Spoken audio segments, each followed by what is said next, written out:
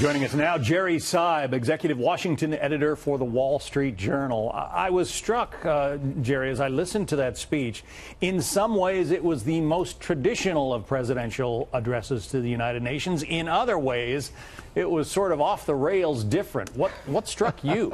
It's a good observation. I think the first part of it was very traditional, kind of homage to the United Nations, to the need for countries to pull together, for the ideals on which the United States was founded, but also saying that in the Donald Trump vision of the world, the America First vision, it's not our job to project those values onto others, but to look out for ourselves. But then I think you're right, in the second half of the speech, it was the kind of speech I don't think anybody in that hall has probably heard before from an American president. I mean, I don't think anybody's ever referred to a fellow world leader as a rocket man before, for example, and he talked about the possibility of totally destroying North Korea. So this is the kind of blunt language that we've all come to expect from Donald Trump, but I think that in this setting is not exactly normal, and as you said, it will get the attention of people in that hall. For those who might have missed it, we want to play now that piece of sound that the president had regarding North Korea and especially its leader, Kim Jong-un. Here it is.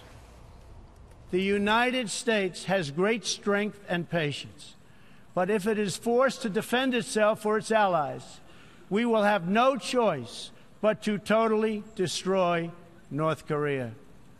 Rocket Man is on a suicide mission for himself and for his regime.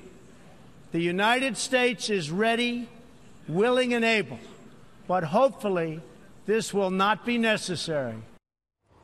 Again, those are words that we in this, country who pay attention to what the president has to say. We've heard that kind of talk before.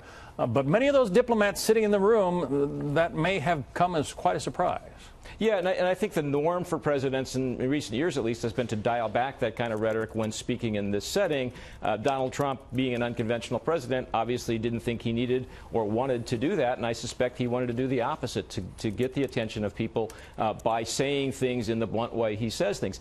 It's interesting in that North Korea passage that we just listened to, it was preceded by a call out not to North Korea, but to other countries represented in that room by saying no decent nation should trade with a country like North Korea. That was a direct message to China and Russia, first and foremost, that you can condemn North Korea, but don't simply say those words. Follow it up with action and stop trading and stop providing economic sustenance to North Korea. That was the context of that North Korea passage. It struck me also that, it was George W. Bush, Bush 43, who coined the axis of evil phrase, referring to Iraq, Iran, and North Korea. Iraq obviously has a new government in place since Saddam Hussein was deposed. But we still deal with North Korea, whom the president spoke about, and Iran. Listen to what he had to say. It is far past time for the nations of the world to confront another reckless regime, one that speaks openly of mass murder, vowing death to America, destruction to Israel, and ruin for many leaders and nations in this room. The Iranian government masks a corrupt dictatorship behind the false guise of a democracy. You had to wonder what the Iranian delegation there and the UN ambassador from Iran was thinking there as he heard those words. Does that kind of talk, is it helpful, Jerry?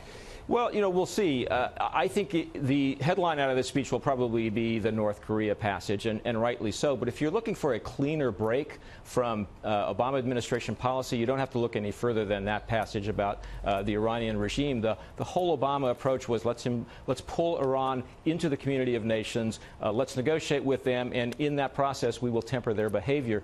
That's not what Donald Trump wants to do. He basically said, they lie beyond the circle of nations that behave by international norms, and you can't really deal with them. And so that is a much cleaner break. Everybody has the same kind of rhetoric about North Korea, maybe not quite in Donald Trump tones, but the real break was when in the policy toward Iran. Interestingly, he didn't raise the nuclear deal in this context. You know, he is approaching a decision about whether to continue to live under the nuclear deal with Iran that the Obama administration negotiated. The deadline is only a few weeks away. He edged up to that by saying, "You'll hear more about this, I'm sure," but by not tipping his hand there, he's left open the question of what exactly he's going to do about that nuclear deal that he criticized so harshly. He was elected in part because he told the people of this country that he would be putting America first. Yeah. He told the world leaders there in assembly at the United Nations that putting America first and putting each other's self-interest first is actually a good thing. Here it is. Our government's first duty is to its people, to our citizens, to serve their needs, to ensure their safety, to preserve their rights, and to defend their values. As President of the United States, I will always put America first. Just like you, as the leaders of your countries, will always and should always put your countries first. He got some applause with that line. I can't imagine anybody in the room really disagreeing with that sentiment. Well, that was what was interesting about that passage. It was an attempt, I thought, to interpret America first, which is the Trump motto, after all, to the people in the room who probably see it as either a threat to them or an attempt by the U.S. to back away from involvement in international affairs. And I think what President Trump tried to do was put it in a different light, to say that America first only means that my responsibility is the same responsibility that you all have, which is to look out for the interests of your own people first. That's all it means. And that means in some cases engaging with you and in some cases looking out for ourselves first. But it doesn't mean anything for me other than what you probably all think your first responsibilities as world leaders are as well. So I thought it was an interesting attempt to define what America first really means in the context of a United Nations gathering. It was quite a speech. We'll see whether it changes anything at the United Nations. Jerry Seib from the Wall Street Journal. Jerry, thank you.